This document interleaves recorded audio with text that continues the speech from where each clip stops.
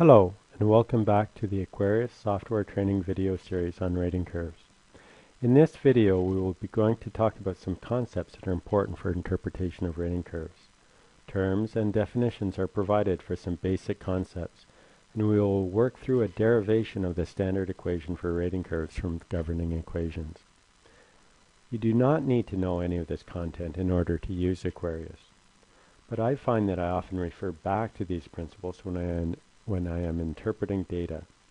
If you are just interested in basic guidelines for rating curve development, please refer to the lesson on a hydraulics-based approach to rating development. We will be talking about the properties of water, states of flow, and forces acting on flow. Unlike moving solid objects, water changes form with movement. As a unit mass of water flows down a channel, its width, depth, and velocity all adapt to the shape and the slope of the channel. Furthermore, whereas all the components of a moving solid share the same velocity and direction, a unit mass of water can have component parcels moving at different velocities and even different vectors. The ease with which moving water changes shape complicates the business of measuring water. Understanding the rules that govern water movement simplify the task of measuring moving water. May not be immediately obvious as we go through this material, but you will be using the knowledge you will gain in this session at many different stages in the hydrometric data production process. You are using the principles of hydrodynamics from the initial station reconnaissance through to conducting a discharge measurement, through to creating rating curves, and even applying corrections to the data. Some of these principles are relatively intuitive. You may have never seen them written out in equations or even described in words, but you will have an intuitive understanding for what we're talking about. We will be covering the building blocks that are fundamental to understanding water movement. There are many concepts being presented in a short period of time. You will be expected to have a sufficiently good understanding of the selected principles of water movement that you will be able to evaluate what makes good physical sense and what doesn't in the course of doing your job.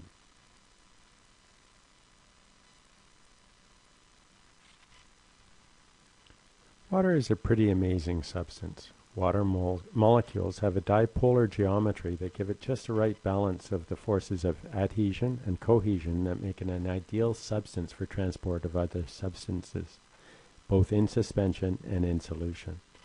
Water flows because of the force of gravity acting on its mass is greater than the force of cohesion.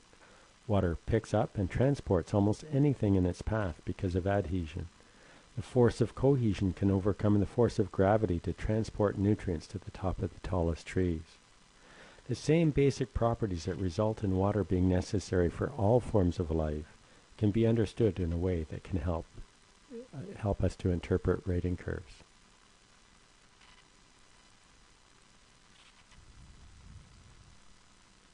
When we're talking about stage-discharge relations, we're really talking about the driving force of gravity against the opposed by the resisting force of friction.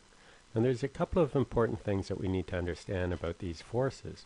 One is, how do we relate a volume of water to the driving force? And we use the concept of specific weight for that, where we multiply the density of the water times the rate of gravitational acceleration and divide by the volume. In terms of representing friction as a force, we're relating the viscosity of the water to the surface area that the water is working against. Most of the time when we're talking about rating curves, we'll be talking about the wetted perimeter of the channel, for example, which is the surface area, represents the surface area. But viscosity and density can both vary as a function of water temperature, as a function of sediment load, and factors like that. So we need to be aware of these assumptions that are implicit and underlying much of the discussion in the rest of this presentation. Throughout this presentation, we will be referring to the concept of uniform flow. This is an important assumption underpinning much of the application of the governing equations we'll be talking about. When uniform, flow lines are parallel. Velocity and depth do not vary over distance. Another important concept underpinning, that is an assumption underpinning much of our interpretation of the governing equations is steady flow. This is where velocity and depth do not vary over time. If depth and or discharge fluctuate, then the flow is considered unsteady. In order to be able to use our assumptions of steady and uniform flow, we use a concept of scale dependency. Gradually varied flow is where the change with respect to time is slow enough to allow us to assume steady and uniform flow on a short time scale. Rapidly varied flow is where the change over short time frames is still too fast to be able to resolve the dynamics of the situation using simplistic equations. One of the laws of physics we're compelled to respect when developing rating curves is the conservation of mass. A simple way to explain that is that the discharge at the outlet of our stream reach is equal to the discharge at the inlet of this stream reach plus any change in storage over time. This is we'll refer to this as a continuity equation. So at the product of area times velocity at any cross section within the reach is going to be constant.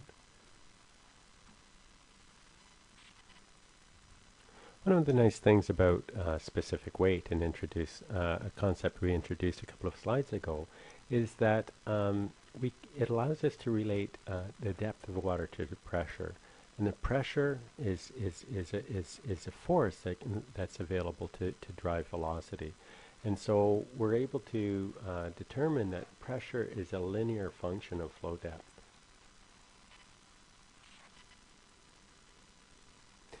We'll be talking about potential energy. In a conversation about rating curves, we're not referring to the gravitational potential energy, which is the energy of water above some datum, say sea level. We're not really concerned about the relative difference in elevation between the upstream and downstream end of a control reach or section with respect to sea level. What we're really after is a pressure potential energy, the energy of the water above the channel bed.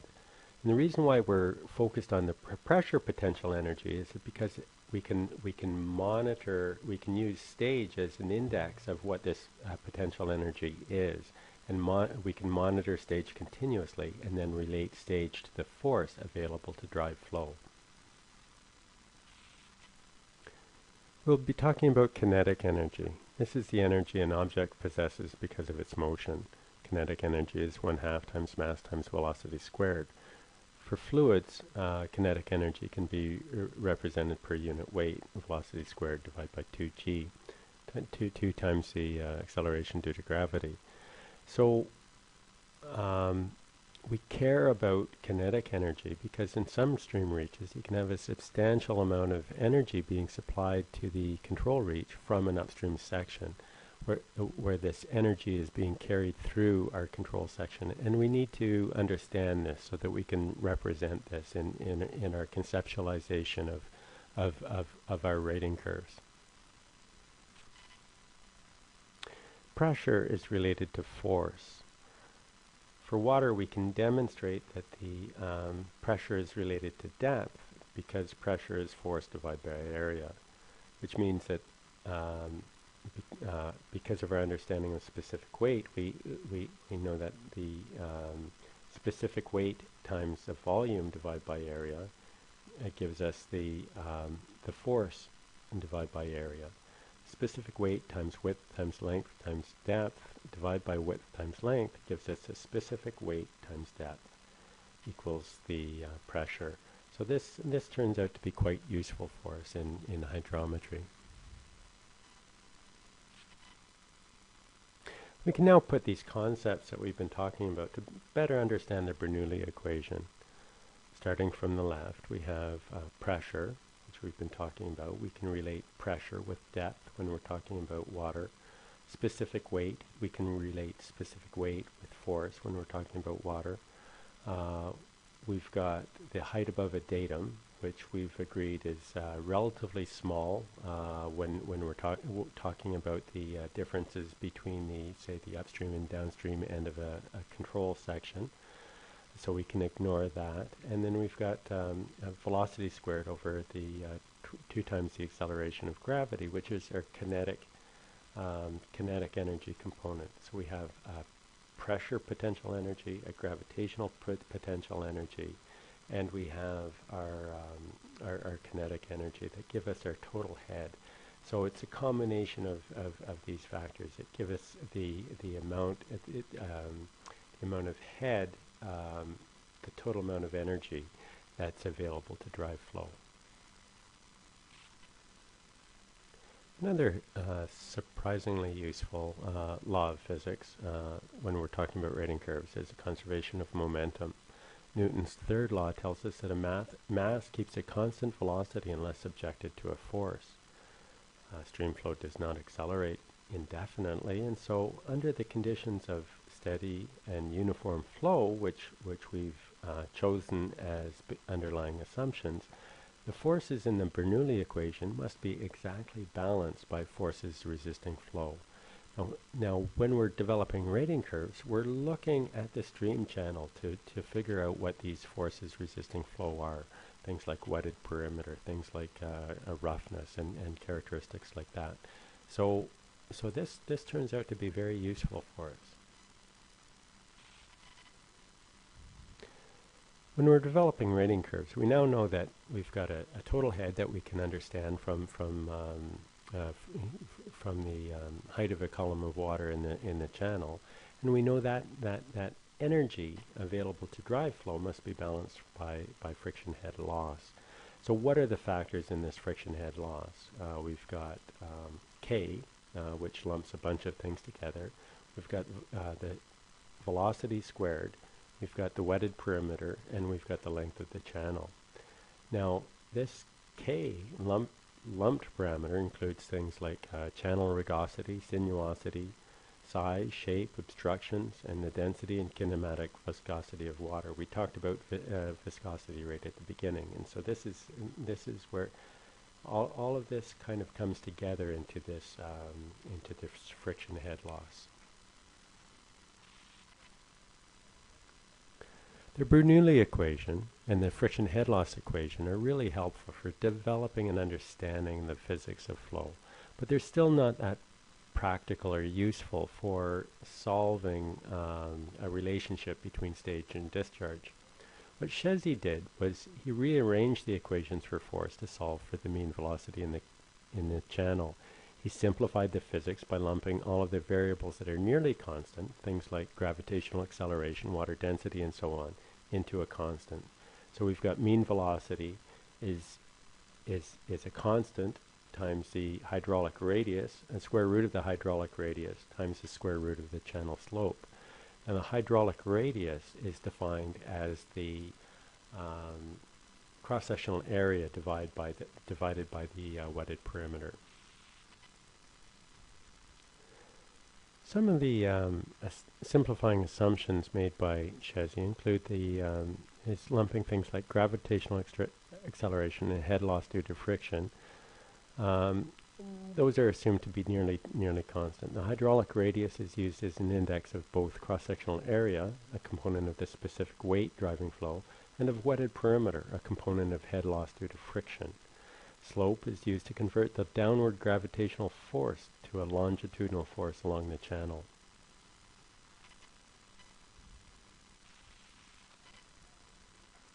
Shezzy's equation is still of somewhat limited usefulness because he put this frictional resistance component lumped into his global constant as assuming that it was constant over stage, but that's not strictly true. Frictional resistance does vary with respect to mass, which of course varies with respect to stage. So Manning kind of teased that out and put friction as a more of a dimensionless constant which is the inverse of which is multiplied by the hydraulic radius, which is the area divided by the wetted perimeter raised to the 1/6 power. When you substitute Manning's contribution into the Chezy equation, you get the mean velocity equals 1 over n, this dimensionless friction factor, times radius to the 0.67 power, the 2/3, times slope, the square root of slope. We can now relate the Manning's equation through to our rating curve equation, because we can derive one from the other by first multiplying velocity times area. So we have a Manning solution for velocity times area gives us discharge. However, we don't know what the friction is. We don't monitor radius. We don't monitor channel slope, and we don't monitor area. So because they're all difficult to monitor continuously.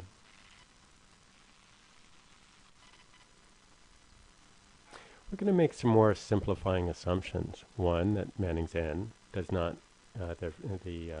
Manning's representation of friction does not vary as a function of stage, as we've discussed. That slope does not vary as a function of stage, but we are going to assume that hydraulic radius and cross-sectional area do vary as a function of stage, and we're going to represent those as two linear equations, each with an origin of 0, and we're going to substitute those equations into the Manning equation for discharge. So what we wind up with is channel slope, square root of channel slope divided by Manning's n, times this function of stage representing radius raised to the 2/3 power, and times the some function of stage representing area raised to unity. So now what we need to do is combine these two functions into one function. What we're going to do now is combine our functions for area and radius into our equation. So we're going to start with the assumption that area and radius are both linear functions of stage, and that these relations converge where area is 0, because by definition hydraulic radius is equal to area divided by wetted perimeter. So when the area goes to 0, the hydraulic radius has to be 0. So we're going to call this point the point of 0 head. So now we have the area is some constant times stage minus this point of 0 head, and we've got radius equals some other constant times stage minus our point of 0 head.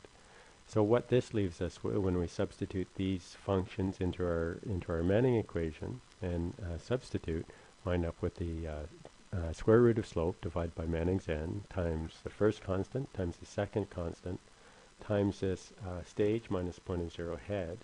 We have to raise this to the 1 plus 0.67 power because in the Manning's equation we have the radius, which is raised to the 2/3 power, plus the area raised to the 2/3 to unity, and so we have to combine those exponents when we bring those terms together. So what we wind up with is our rating equation, beta, a lumped constant times stage minus this point of 0 head raised to the 1.67.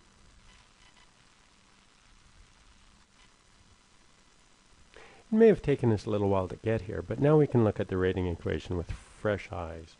We've got the coefficient beta contains all the information about slope, about roughness, about river size, about channel complexity, gravitational acceleration, and water density. Point of 0 head is a point of convergence for two different linear functions of stage. Radius is a function of stage, area is a function of stage, and it also allows us to be able to relate the total head in the Bernoulli equation to the force available for driving flow. The exponent A is the exponent of area as a function of head, and so the area, as stage increases, the area will vary according to the channel shape. So for a rectangular shape, A equals 1. If you had a 90-degree triangle, then A would be 2. So B in this equation is the relation of specific weight of water to the as a function of head. So that'll be generally around 0.67, our pressure potential. And C gives us our velocity head. So we need to sometimes be able to incorporate velocity head into our exponent.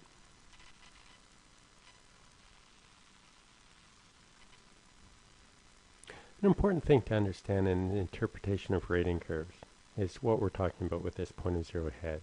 It's commonly inferred to be the point of zero flow, and by definition it should be, because we've set it to be the point where cross-sectional area goes to 0. But we've made some simplifying assumptions to get there. What we're really interested in with this offset, this point of zero head that we're using as an offset in our rating equation, is that is the total energy available for driving flow.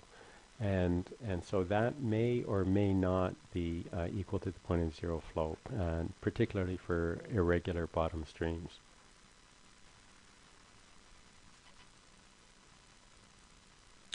Another concept that's useful in a conversation about rating curves is specific energy. This is the energy per unit mass of water at any section of a channel, measured with respect to the channel bottom.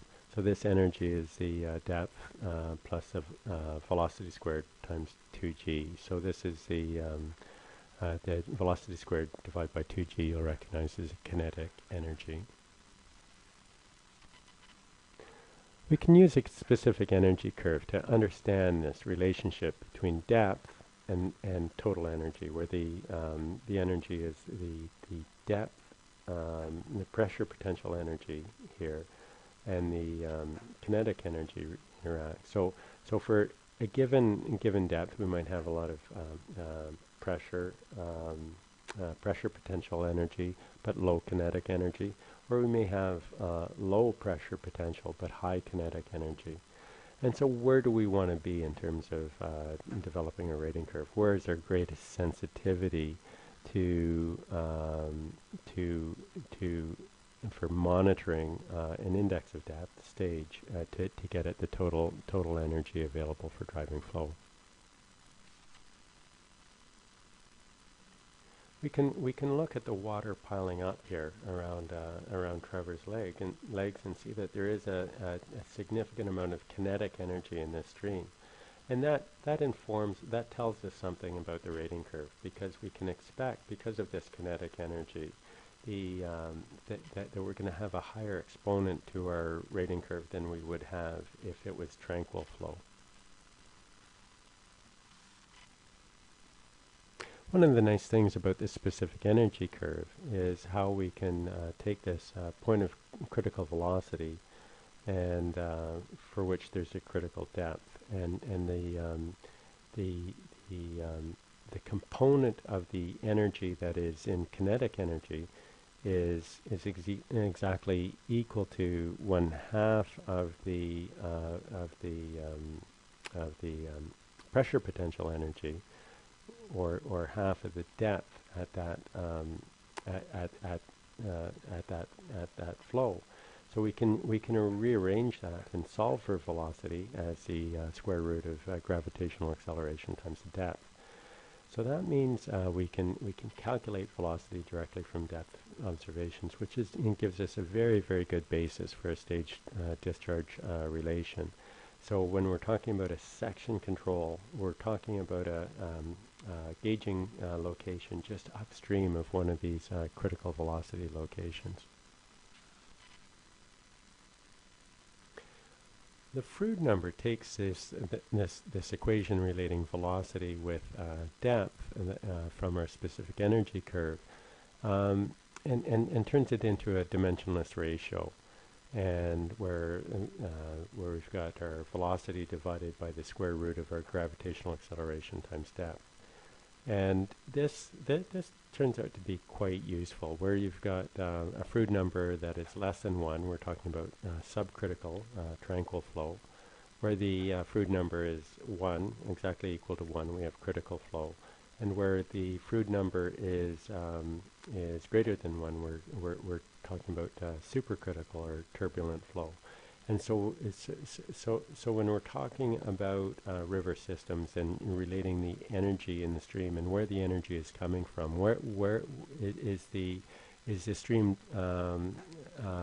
is the kinetic energy component a significant part of the energy that we're trying to represent in our stage discharge relation? The Froude number is a good reference for that.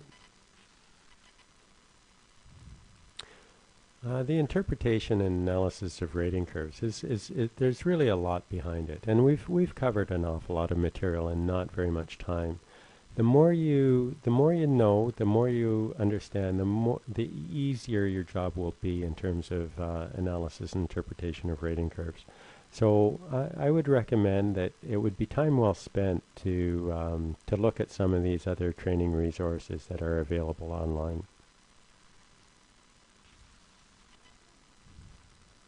We believe that the information that you've learned here will be really useful for your interpretation and analysis of rating curves in the rating development toolbox.